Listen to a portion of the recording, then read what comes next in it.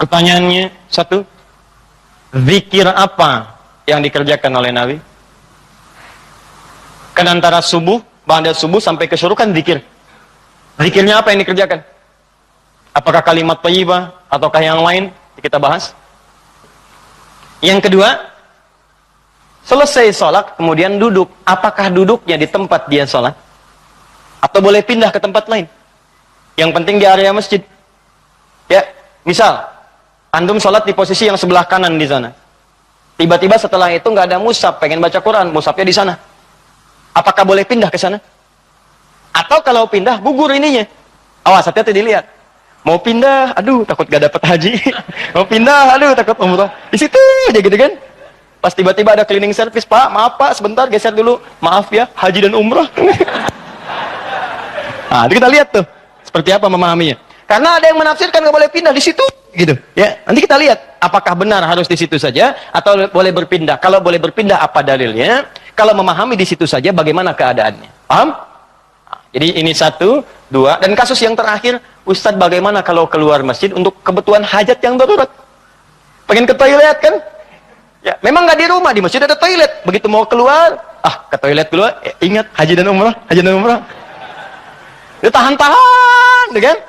Ya, syuruknya dapat, sakitnya juga dapat, gitu kan? Nah itu, seperti itu bagaimana kemudian solusi hukumnya. Nah, kita bahas pelan-pelan. Di dalam Al-Quran, disebutkan beberapa aktivitas yang mampu mendekatkan dan mengingatkan kita dengan Allah, dan langsung disebut dengan zikir. Dan ini pun dipraktekkan oleh Nabi sallallahu alaihi wasallam. Contoh. Yang pertama ditemukan di Quran surah keempat ayat 103, paling kanan pertengahan.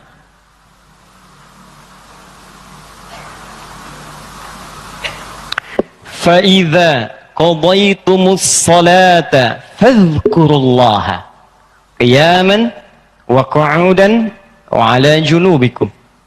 Maka jika Anda telah tuntas mengerjakan salat, maka segeralah berzikir kepada Allah Subhanahu wa taala. Di amalan sunnah pasca salat berzikir, zikir dulu. Bisa Anda kerjakan kalau buru-buru ya sambil berdiri berjalan. Ini waktu umum ya. Misalnya ini Anda sudah salat zuhur nih harus ke kantor, ya dikejar-kejar langsung berangkat lagi. Tapi kan Anda buru-buru keluar pun kan tidak mengganggu Anda untuk mengucapkan kalimat-kalimat zikir. Misalnya apa? Nabi mengamalkan pasca salat hadis riwayat Muslim, nomor hadis 571. Hadis riwayat Muslim. Nomor hadis 571. Setiap selesai salat Nabi mengatakan, perhatikan kalimatnya, astaghfirullah, astaghfirullah, astaghfirullah. Allahumma antas salam, wa minkas salam, tabarakta ya dzal jalali wal ikram. Apa Anda nggak bisa sambil keluar mengucapkan astaghfirullah, astaghfirullah, astaghfirullah? Ini kata Al-Quran, sesibuk apapun Anda, begitu selesai sholat apa nggak bisa sambil jalan astagfirullah, astagfirullah, astagfirullah. Daripada Anda keluar membicarakan sesuatu yang tidak penting. Bahkan nggak berkata apa-apa, jalan aja. Mendingan pakai zikir kan? Astagfirullah, astagfirullah, astagfirullah. Allahumma antas salam, minkas salam, tabarakta ya dzal jalali wal ikram. Hadis Muslim, nomor hadis 573. La ilaha illallah wahdahu la syarika lah. Lahul mulku wa lahul hamdu wa huwa ala kulli syai'in qadir. Ya, kalau Anda misalnya nggak terlampau sibuk, silahkan sambil duduk. Konteks tadi setelah selesai menunaikan salat subuh, antum pengen berzikir dulu, maka jenis zikir yang pertama adalah mengucapkan kalimat-kalimat thayyibah. Kalimat thayyibah.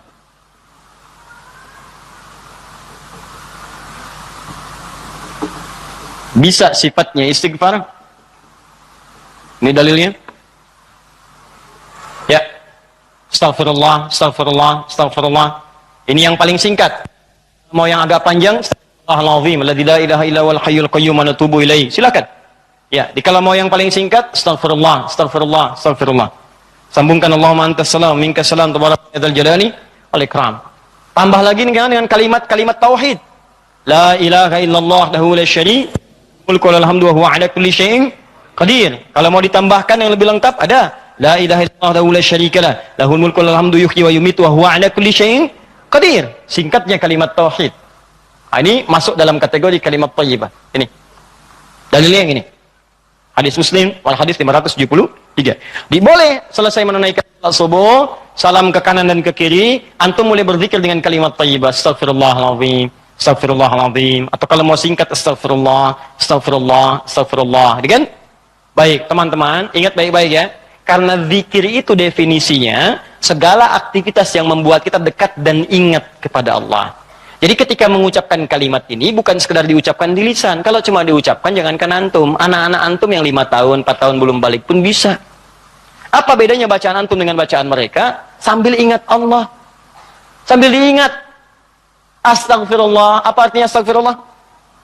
Ya Allah, ampuni saya. Saya minta ampun. Ada dosa yang dilakukan, dosanya disebut dengan dzambun. Sifat Allah yang mengampuni disebut ghafir. Ghafir. Muncul surat ke-40, namanya surat Ghafir. Baca ayat yang ketiga, kata Ghafir disandingkan dengan dzambun. Ghafiriz dzambi wa qabilit taubi. Allah punya sifat Ghafir. Ghafir pemilik ghafar, ampunan. Allah mengampuni orang berbuat dosa. Kalau Anda pengen minta ampun, ucapkan astagfirullah. Istighfar itu permohonannya. Istighfar permohonan ampun, ucapannya astagfirullah. Ampunannya ghafara ghufran, yang punya ampunan ghafir. Kata Allah, saya ghafir. Quran surah 40 ayat 3. Ghafiriz dzambi, minta ampun, hei yang punya dosa, minta ampun kepada saya. Ketika engkau minta, saya akan ampuni. Saya tanya pada antum, siapa yang nggak punya dosa? Yuk angkat tangan. Ayo, nggak usah malu, angkat aja, saya pulang. Berarti kalau nggak punya dosa bersih kan? Nah, kalau Anda merasa banyak dosa, diberi peluang habis sholat, istighfar, istighfar. Makanya ketika istighfar, jangan cuma diucapkan, coba rasakan, punya dosa apa sampai hari itu, dosa apa? Jadi begitu selesai subuh, ingat, dosa pada orang tua, dosa pada pasangan, suami pada istri, istri pada suami, dosa pada anak-anak. Anak-anak orang lain aja yang nggak punya mobil, nggak punya motor, bisa mendidik anaknya hafal Quran, sholatnya bagus. Masa antum udah banyak fasilitas ke masjid? Enggak, jemaah, enggak, bangun terlambat. Antum kurang apa lagi untuk mendidik anak dengan baik? Maka istighfari. Jangan-jangan anak itu nggak soleh bukan karena dia nggak mampu, karena antum nggak bimbing. Makanya antum akan ditanya tuh, jangan dikira mudah punya titipan anak. Jangan dikira mudah, antum akan ditanya. Kenapa ini nggak sholat? Nanti akan ada terjadi di hari kiamat, ini sahih riwayatnya, akan terjadi di hari kiamat. Nanti ada orang tua hampir ke surga, anaknya mau ke neraka, dan dia menyatakan keberatan di hadapan Allah. Begitu menyatakan keberatan, ternyata dosanya dosa orang tua. Anak itu tuh nggak menyembah Allah dengan baik karena dosa orang tuanya. Maka tertukarlah anaknya ke surga, orang tuanya ke neraka. Hati-hati. Dan ada juga yang terbalik. Orang tua ke neraka, anaknya mau ke surga. Orang tua menyatakan keberatan kepada Allah.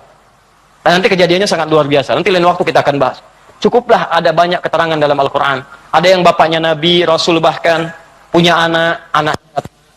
Ada yang suami, istri, istrinya nggak taat. Ada yang istrinya solihah, suaminya enggak. Seperti Asia dengan Fir'aun. Ada yang suaminya bagus, istrinya enggak. Banyak seperti Lut dengan istrinya. Ada yang bapak, anak dengan istri nggak taat. Seperti Nuh. Itu bukan dongeng, itu kisah disampaikan supaya kita bisa hati-hati. Seakan-akan Allah mengatakan begini, cukup aja orang-orang masa lalu begini. Kalian jangan begitu. Saya buka kisah seperti ini supaya keluarga kalian selamat. Makanya istighfarin. Istighfar, sambil istighfar, lumayan tuh begitu istighfar, dosa diampuni, ampuni. Belajar nangis lah, kalau istighfar tuh belajar nangis. Gak bisa nangis, nangis. Gak bisa nangis, besoknya nangis. Gak bisa nangis juga, tangisi di Anda yang belum bisa menangis. Bismillah. Ingat mungkin saat itu diwafatkan oleh Allah. Ingat.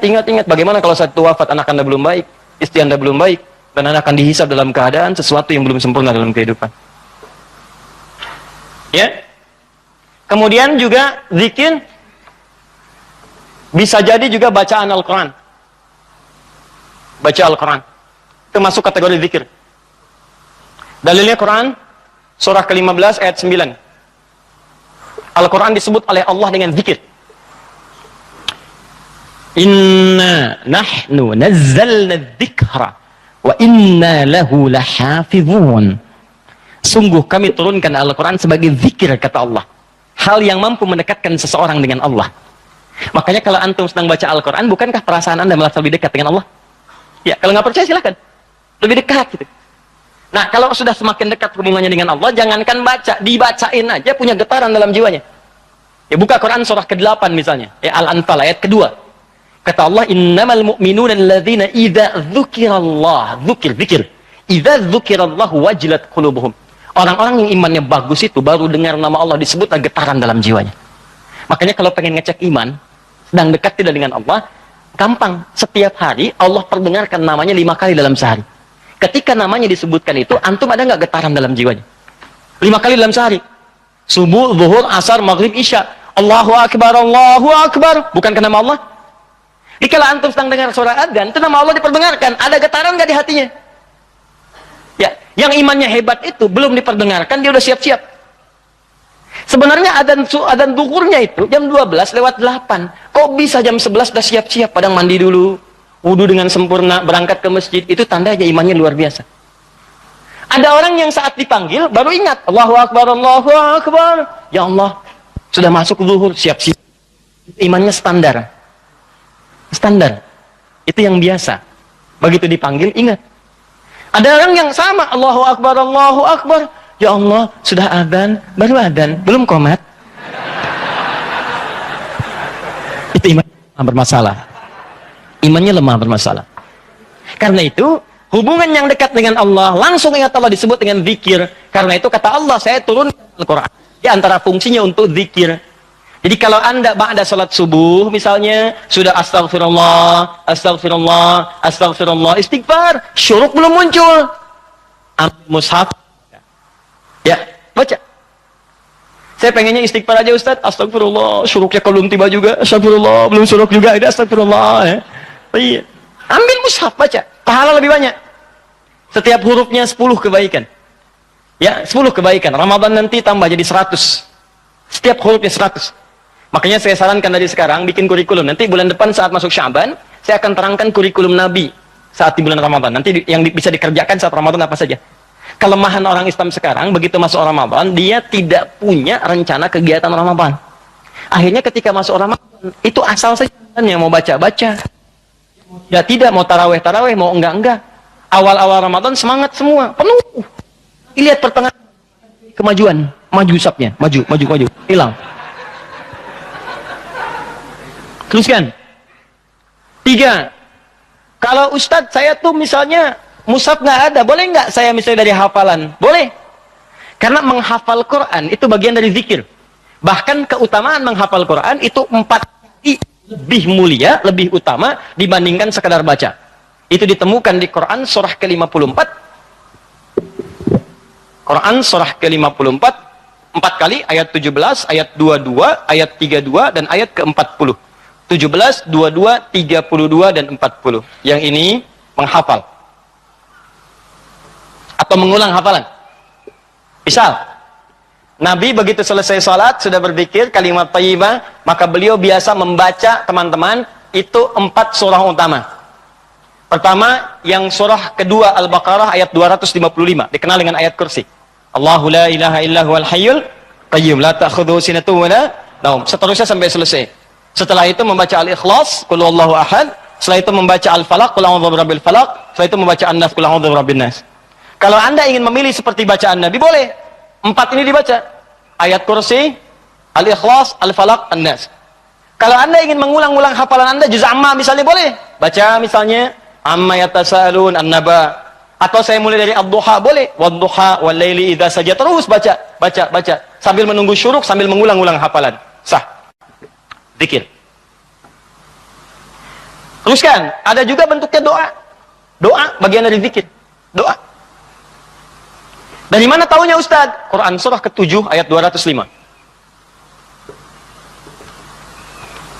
Praktek nabinya bagaimana Ustaz? Hadis riwayat Ibnu Majah. Nomor hadis 925. Di saat Anda berdoa, itu Anda sedang berzikir. Ya, makanya kan ketika Anda berdoa, Anda merasa lebih dekat dengan Allah kan? Ya, merasa nyambung gitu. Ya, perhatikan kalimatnya. Ketika Anda berdoa disebutnya zikir. Wadhkur rabbaka darru'an wa khifatan wa dunal jahri minal qawli. Kata Allah, kalau Anda sedang punya masalah, ada persoalan, jangan mengeluh. Jangan mengeluh, apalagi bikin status, nggak menyelesaikan masalah. Gak masalah bikin status. Dia tidak seperti yang aku kira. Selesai juga enggak. Terus nungguin komentar, itu paling kasihan tuh, nungguin gitu. Aduh, kasihan, belum ada yang komen. Ya, udah 2 jam baru muncul. Kenapa Jeng? Gitu kan? Baru dijawab. Iya ya, gelisah hati ini. Muncul lagi komen yang lain. Duh, nggak nyangka ya, nyangka. Capek, nggak selesai. Masalah selesai tidak, cuma nambah masalah aja. Kata Allah, kalau punya masalah, tenangkan hati, berdoa, sebut nama Allah. Itu lebih memberikan ketenangan. Zikir itu selain mendekatkan kita pada Allah, zikir itu membuat hati lebih tenang. Tenang. Makanya ketika Allah menyebutkan fungsi zikir di Quran surat 13 ayat ke-28, Allah sampaikan begini, ala bidzikrillahi tatma'innul qulub. Kamu mesti yakin, kata Allah, dengan berzikir kepada Allah, hati kamu akan tenang. Makanya kalau sedang punya persoalan, bawa ke zikir. Ambil wudhu, baca Quran. Begitu antum baca Quran, walaupun solusi belum tiba, hati lebih tenang. Dan lebih objektif, kalau orang tenang itu, dapetin solusinya gampang gitu, tenang. Solusi mudah dicari. Tapi kalau antum gelisah, walaupun ada solusi, nggak akan sempurna nanti masalah diselesaikan. Paham ya? Di doa, itu bagian dari zikir. Di antara doa yang dibacakan oleh Nabi, itu setiap selesai sholat, itu ada kalimat singkat tapi padat. Allahumma inni atau inna. Kalau inni untuk sendiri, kalau inna untuk banyak. Allahumma inni as'aluka ilman nafi'a wa rizqan thayyiba wa amalan mutaqabbala. Ya Allah, hamba mohon kepadamu, anugerahkan hamba pengetahuan yang bermanfaat. Pengetahuan yang bermanfaat itu pengetahuan yang bisa meningkatkan wawasan dan menguatkan iman. Itu rumusnya di Quran surah 58 ayat ke-11. Jadi kalau teman-teman ngaji dengan siapapun, ustadz manapun, di tempat manapun, ukurannya dua. Wawasannya bertambah enggak? Awas hati-hati, kalau ngaji tapi wawasan enggak bertambah, itu ada sesuatu yang salah di pengajiannya. Ngaji cuman ketawa aja gitu kan? Ya, tapi enggak jelas dapatnya apa. Yang paling aneh ngaji, yang dicari-cari jin, ya kan? Atau apa, itu paling aneh itu. Apa yang didapatkan? Terus nambah hari ini sholat, ngaji ke pengajian sholat, dapat tambahan wawasan. Oh begini cara takbir yang baik, bisa sejajar dengan bahu, bisa sejajar dengan daun telinga, ya kakinya terbuka selebar bahu, badannya tegap. Jadi begitu antum praktekan, punya tambahan wawasan, kepake dalam ibadah. Oh begini cara sujud yang sempurna, ajari. Itulah yang disebut dengan teman-teman iman yang baik, ilmu yang baik. Yang kedua, imannya meningkat, lebih dekat dengan Allah. Jadi kalau antum ngaji dimanapun, di antara cirinya wawasannya luas, tapi keimanan pun bertambah. Karena ada orang yang belajar Islam Pak, cuman keimanannya makin berkurang. Itu yang paling aneh tuh orang-orang liberal. Belajar Islam ke Eropa, belajar Islam ke Amerika, pulang-pulang konslet. Betul ya, semua agama sama, menuju Tuhan yang sama, cuman caranya beda-beda. Ente ini aneh, belajar Islam pada orang yang bukan Islam. Belajar sholat pada orang yang tidak sholat, ya bagaimana bisa mendapatkan nilai-nilai sholat dalam kehidupan? Makanya pulang-pulang pada aneh. Hargailah hak LGBT. Banyak akhirnya, jadi penyakit akhirnya gitu kan. Nah, dan kita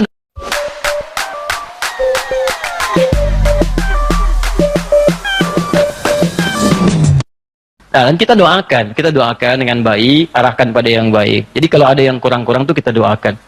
Ya buang dulu celaan-celaan. Yang kalau mau dicela itu perbuatannya, bukan orangnya. Celak perbuatannya, kemudian doakan kepada yang lebih baik. Karena boleh jadi dia bisa berubah dalam kebaikan. Paham sampai sini? Jadi demikian teman-teman sekalian. Ya, doa isi. Kemudian di situ awas hati-hati ya, dua ya cirinya ya. Satu, imannya menguat, kedua wawasan bertambah. Termasuk pengajian saya ini ya, kalau saya mengajar dimanapun, tidak membuat Anda lebih dekat dengan Allah, tolong tinggalkan saya. Anda cari guru lain. Cari guru lain, cari yang baik-baik. Yang membuat Anda lebih dekat dengan Allah. Atau Anda lebih dekat dengan Allah, cuman sayang, wawasan nggak bertambah, itu pun bahaya. Ibadah nggak cukup dengan semangat. Ya Allah, saya banyak dosa, saya pengen berubah ya Allah. Saya semakin kuat imannya, besok saya sholat subuh 4 rakaat. Nggak bisa. Ya. Jadi iman kuat tapi wawasan nggak ada gitu. Begitu sholat subuh 4 rakaat, itu kan bahaya. Ya, paham ya? Jadi dua ini mesti balance ya, antara iman dengan ilmu itu mesti seimbang. Tayyib. Fokus baik-baik. Satu, kita ulangi apa saya tadi. Satu, kalimat thayyibat. Yang kedua, bacaan Al-Quran, kan? Yang ketiga, baca hafalan ayat-ayat Al-Quran. Yang keempat, doa. Yang kelima, menyebutkan nama-nama Allah atau Al-Asma'ul Husna. Boleh. Itu zikir. Ustadz, apa dalilnya? Dalilnya Quran surah kedua ayat 152 ditafsirkan dengan Quran surah ke-17 ayat 110. Quran surah kedua ayat 152 paling kanan sebelah bawah ditafsir dengan Quran surah 17 ayat 110 paling kanan di pertengahan. Ini bagian terakhir. Quran surah kedua ayat 152 Allah minta fadhkuruni, kata Allah, zikir, sebut aku, sebut aku, sebut aku. Sebut nama Allah. Orang-orang yang sering menyebut Allah maka akan disebut-sebut namanya oleh Allah. Indah ya. Antum aja nama disebut-sebut di TV, senangnya luar biasa kan? Wah, Pak Asep adalah jamaah subuh yang sangat luar biasa. Datang ke Masjid Nurul Bahri, jam 3 sudah di masjid, masuk tayangan Anda. Tapi memang disayangkan, jam 3 sudah adzan Pak Asep, ya kan? Tapi kan antum enak, ya disebutkan di TV tersanjung, ya disebutkan di komplek tersanjung. Kenapa antum tidak merasa tersanjung ketika nama antum disebut-sebut oleh Allah Subhanahu wa taala? Kata Allah, "Fadhkuruni adzkurkum." Sebut namaku. Ketika engkau menyebutku, aku akan sebut-sebut namamu. Maka ada hamba-hamba Allah yang disebut oleh Allah, si fulan, si fulan, si fulan, si fulan. Ya, di antara yang disebut itu ada 2. Siapa? Orang-orang yang sering menyebut nama Allah, khususnya terkait dengan nama-namanya yang mulia. Dari mana taunya? Tafsirkan dengan Quran surah 17 ayat 110. Perhatikan kalimatnya. Kata Allah, "Qulidullaha." Panggil aku Allah. Sebut. Minta. Ada masalah, ada doa, ada masalah, ada solusi, pengen nyebut Allah, sedang punya persoalan, sebut. Kata Allah, panggil namaku Allah. Awilur Rahman atau Ar-Rahman. Di paling singkat kalau Anda sedang ada masalah, pengen solusi, atau pengen menyebut nama Allah, sebut ya Allah, ya Allah, ya Rahman. Tapi Allah tawarkan begini, ayyamma tad'u falahul asma'ul husna. Ketika engkau ingin memanggilku, menyebutku, aku punya nama-nama terbaik yang sangat sesuai dengan kebutuhan kalian. Di teman-teman bisa sebutkan, misal Anda di pagi itu berharap rezeki pengen ditambah oleh Allah, sebut ya Allah ya Razzaq, ya Allah ya Razzaq, ya Allah ya Razzaq, ya Allah ya Razzaq. Allahumma zid fi rizqi, Allahumma rzuqni rizqan thayyiban halala. Ya Allah ya Razzaq, ya Allah pemilik rezeki, zidni fi rizqi, ya Allah tambahkan rezeki saya.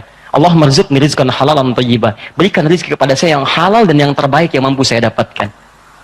Anda sedang punya persoalan, sebut namanya ya Allah ya Al-Fattah, ya Al-Fattah, ya Al-Fattah. Iftah li kullil khair.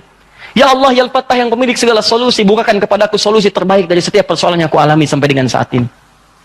Anda ada yang ganggu di pekerjaan, ada yang sedang usil iseng, sebut ya Allah ya Jabbar, ya Jabbar, ya Jabbar, ya Malik. Ya Malik, ya Rabb, ya Malik, Allahumma ya Jabbar. Ya Allah yang Maha Pelindung, Raja dari segala raja, lindungi aku dari tangan-tangan orang-orang yang jahil. Anda sedang banyak ujian, sebut ya Allah ya Sabar, ya Sabar, ya Sabar, ya Sabar, zidni sabra. Ya Allah yang Maha memiliki segala sifat kesabaran, tolong tambahkan kesabaran pada diriku untuk bisa mampu mengatasi ujian yang tengah engkau ujikan. Anda yang sedang mau ujian, ya Allah, Allahumma ya Alim, ya Alim, ya Alim, ya Alim, alimni ya Allah ma jahiltu, wanfa'ni bima ta'allamtu, wa najirni fi imtihani ya Allah bima radit. Ya Allah yang Alim, yang Maha pemilik ilmu, tambahkan ilmu kepadaku, ajarkan apa yang belum aku ketahui, berikan manfaat pada apa yang telah aku pelajari, dan luluskan aku dalam ujian yang akan aku alami. Minta. Kata Allah, udkurni, fadhkuruni, adzkurkum. Sebut saya, aku sebut kamu.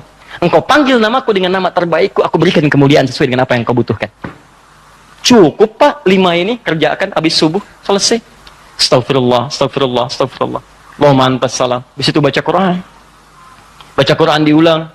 Ya, ayat kursi, Al-Ikhlas, Al-Falaq, An-Nas.